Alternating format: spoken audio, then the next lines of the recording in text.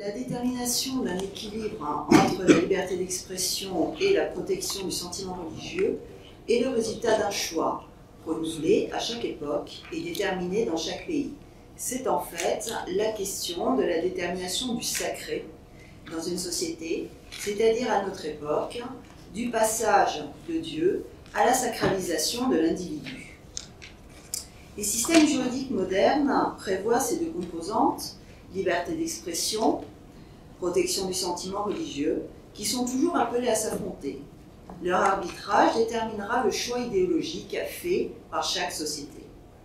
C'est pourquoi, en ce qui concerne l'ordre juridique de la Convention européenne des droits de l'homme, il reconnaît en toute logique une marge d'appréciation pour les États membres.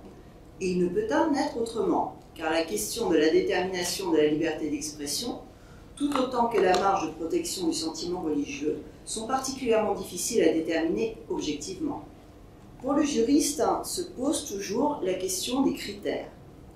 Or ici, comment les poser une fois pour toutes, objectivement, pour trouver la conciliation parfaite qui permettra de protéger équitablement les deux? C'est une mission, semble-t-il, impossible. Par exemple, dans l'affaire ES contre Autriche d'octobre dernier, des propos non vulgaires tenus par un orateur en dehors d'un lieu de culte musulman sur les tendances pédophiles de Mahomet en raison de l'âge envisageable du mariage ont été considérés, puisque non fondés sur des faits réels, comme une attaque abusive pouvant provoquer l'indignation des musulmans et donc entraînant le risque de porter atteinte à la paix religieuse en Autriche. La condamnation prononcée par les tribunaux nationaux d'une amende a donc été considérée comme normale. Autre exemple, celui des sulfureuses syriates, qui lors de leur performance de 2012 dans la cathédrale moscovite n'en étaient pas pour autant à leur premier coup d'éclat. Il s'agit ici d'un groupe de jeunes femmes entrées dans la cathédrale en dehors du service religieux pour monter sur l'autel et entamer une chanson punk devant porter critique du président et du patriarche dans le langage ordurier utilisé par les prisonniers. Leur condamnation à des peines courtes d'emprisonnement a été considérée comme excessive, car ne tenant pas compte du contenu des chansons ni du contexte des contestations populaires massives en période électorale, alors en Russie. L'on pourrait donc déjà penser qu'il existe quelques critères. Le contexte, le lieu de la performance, sa répétition, son contenu, et le poids de la peine, les deux étant liés. Mais là aussi, l'objectivité peine à trouver sa voie, puisque d'un côté, il ne s'agit, je dirais, que d'un discours non vulgaire, en dehors d'un lieu saint, sacré, quand de l'autre, le niveau de vulgarité est incontestable et est proféré justement dans un lieu sacré. Peut-être alors la sanction. Ici existent les principes de proportionnalité et d'individualisation des peines. Autrement dit, les peines dépendent du contexte qui dépasse largement le contexte électoral, mais touche en l'espèce la question de la place de la religion dans la société, de la répétition des faits, du danger social que représente l'individu, tout autant que cette peine est le résultat, pas seulement de la position du juge, mais aussi du travail de l'avocat. L'on peut ainsi s'interroger sur la notion avancée de paix religieuse pour le pays. Mais la religion musulmane est minoritaire en Autriche, alors que la religion orthodoxe est dominante en Russie. Cela expliquerait-il ces différences de peine pour les juges nationaux? Il est vrai qu'il n'est pas évident de l'extérieur et de loin d'entrer dans ces considérations, pourtant fondamentales, mais tout aussi glissantes. Autres éléments. Par exemple, les membres du groupe syriaque étaient des habitués de la provocation, et effectivement s'en étaient sortis jusque-là avec des amendes. On se rappellera l'orgie sexuelle de 2008 organisée dans le musée de biologie de Moscou, où Tolokonikova, qui faisait à l'époque partie du groupe artistique de son mari, participait alors qu'elle était enceinte de 9 mois.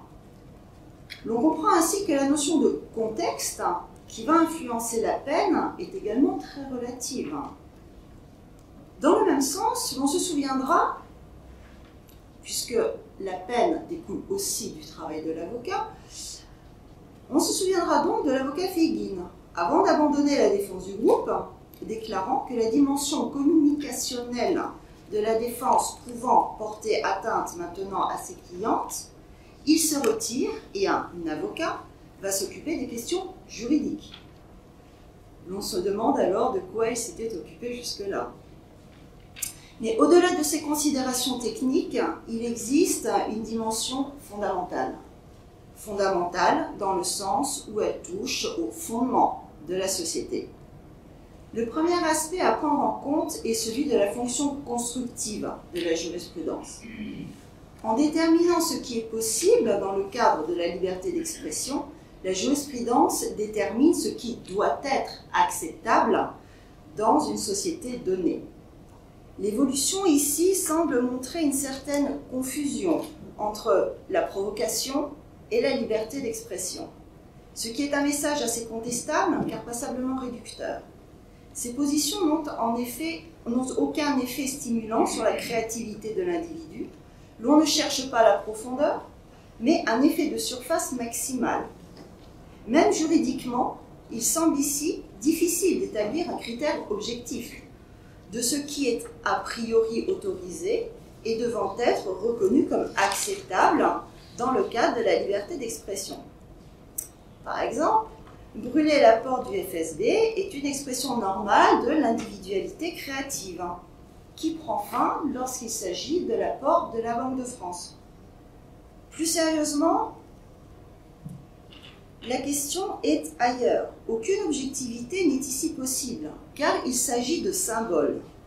L'idéologie moderne accepte la Banque de France comme symbole, qu'elle doit donc défendre. Mais pour des raisons évidentes, le FSB, lui, ne fait pas partie de ces symboles.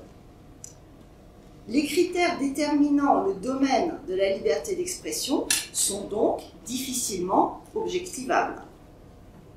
Le droit en tant qu'instrument est neutre, mais comme tout instrument, il est au service d'une volonté.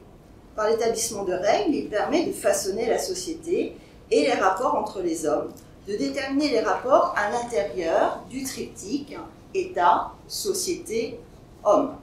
Il est un instrument civilisationnel, à savoir un ensemble de règles limitant la volonté individuelle, où l'on voit parfaitement percer ce conflit qui retient finalement notre attention aujourd'hui, à savoir l'individu contre le groupe.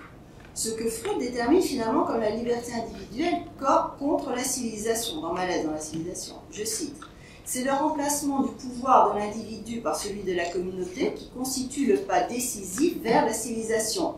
Il consiste en ce que les membres de la communauté se restreignent dans leurs possibilités, alors que l'individu ne connaissait pas une telle restriction. L'exigence suivante est donc celle de justice, c'est-à-dire l'assurance que l'ordre de droit, une fois donné, ne sera pas de nouveau enfreint au bénéfice d'un individu. Dans le cas contraire, Freud parle de l'arbitraire individuel.